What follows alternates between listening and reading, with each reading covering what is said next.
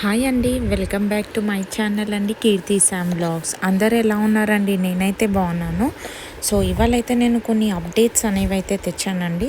So మనకి వచ్చేసి జిహెచ్ఎంసీలో అంటే రాంపల్లిలో కానివ్వండి, కొల్లూరులో, అహ్మద్గూడలో మనకి డబుల్ బెడ్రూమ్లు ఏవైతే ఉన్నాయో అవి ఎన్ని ఉన్నాయి, ఎన్ని డిస్ట్రిబ్యూషన్ అనేది చేస్తారు అనేది అయితే నేను మీకు ఈ వీడియోలో అని చెప్తాను. అండ్ ఇంకా ఎవరికైతే L1 లబ్ధిదారులు ఉన్నారో వాళ్ళు ఎటువంటి మిస్టేక్స్ అనేది చేయొద్దో కూడా నేను ఈ వీడియోలో చెప్తాను.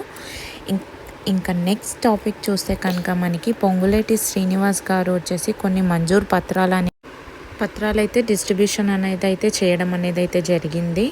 ఇంకా మనము నెక్స్ట్ డబుల్ బెడ్రూమ్ డిస్ట్రిబ్యూషన్ అనేది కూడా మనకి స్టార్ట్ అయిపోయింది అండి. సో అవన్నీ ఎక్కడ అనేది కూడా నేను మీకు చెప్తానండి.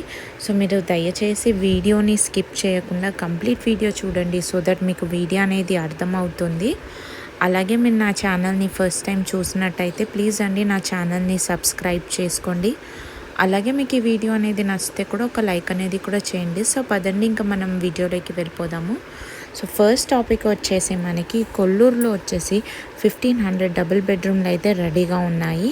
ఇంకా రాంపల్లి, అహ్మద్గూడలో వచ్చేసి 4000 డబుల్ బెడ్రూమ్లు అయితే రెడీగా ఉన్నాయండి. ఇది వచ్చేసి మనకు ఒక మీటింగ్లో, ఒక పర్టికులర్ ఇంటర్వ్యూలో వచ్చేసి ఇది ఒక పర్సన్ అయితే అనౌన్స్ చేయడం అనేది అయితే జరిగిందండి.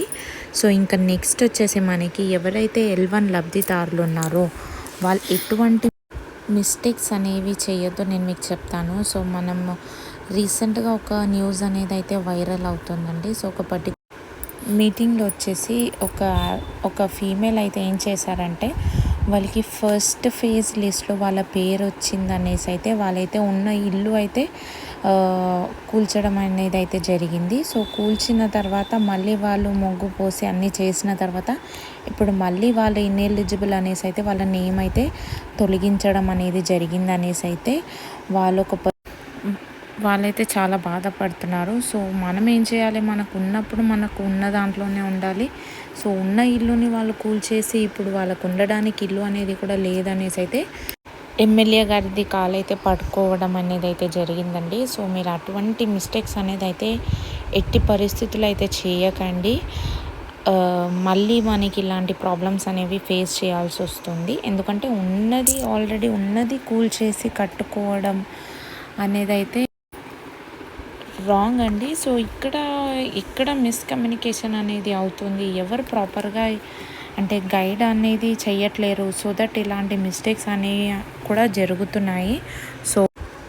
సో ఇవాళ వచ్చేసి వివేక్ వెంకట స్వామి ఎవరైతే ఉన్నారో వాళ్ళు కూడా కొన్ని మంజూరు పత్రాలు అనేది అయితే డిస్ట్రిబ్యూషన్ అనేది అయితే చేయడం జరిగిందండి మనకి చీరియాల్లో.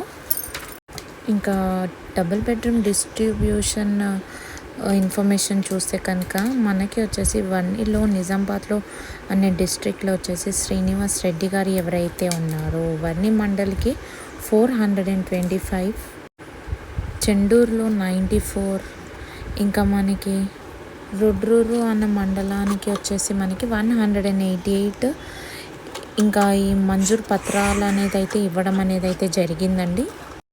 ఇంకా ఇంద్రమ్మ ఇల్లు అప్డేట్ చూస్తే కనుక మనకి ఎక్కడైతే సర్వేలు అనేవి అయితే కంప్లీట్ అవుతున్నాయో ఆ పర్టికులర్ జిల్లాలు కానివ్వండి, ఆ పర్టికులర్ మండలాలు కానివ్వండి, ఆర్ ఆ పర్టికులర్ గ్రామ పంచాయతీలు కానివ్వండి, అక్కడక్కడ మనకి లిస్ట్ ఏవైతే ఉన్నాయో అవైతే రిలీజ్ చేయడం అనేది అయితే జరుగుతుందండి. సో మీకు వీడియో అనేది నచ్చింది అనుకుంటున్నాను.